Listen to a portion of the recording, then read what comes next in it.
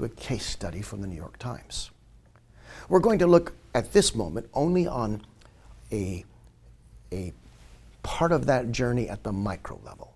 In fact, you've heard us already describe this series of micro yeses, and one of the first micro yeses involved with winning a relationship begins right here at the top of this page. This is the control. So if I can, let me challenge you to look at this headline. If necessary, pause the video, but really think about this headline and ask yourself, how would you improve it?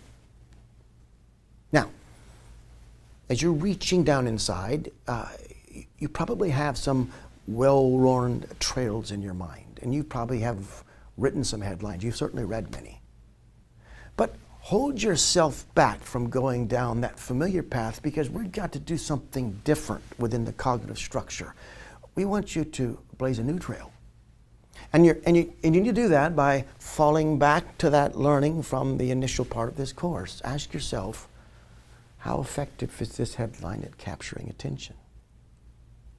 Now, if you ask yourself that question, you set yourself up for the second. So tell me, what do you think the second question is? I know this is recorded. I know you can't hear me. I also know that what we're doing together will truly help you prepare for the test and actually prepare to implement these things in your real life. So do it with me. The first thing was to capture attention. The second thing was to convert it to interest. So, how well do you think this headline is doing either of those? Well, it's possible for us to get into a long session, but we're not. I just want to point out something that might be foundational. Does this headline convey a complete thought?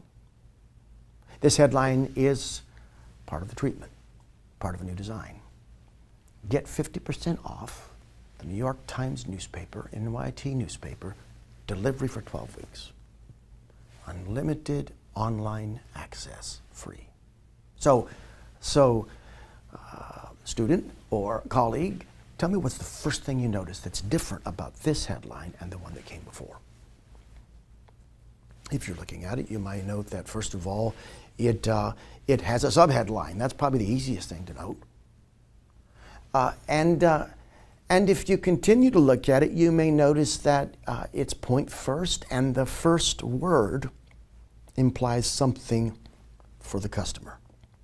Get 50% off. There's a lot of meaning being conveyed in just 4 words.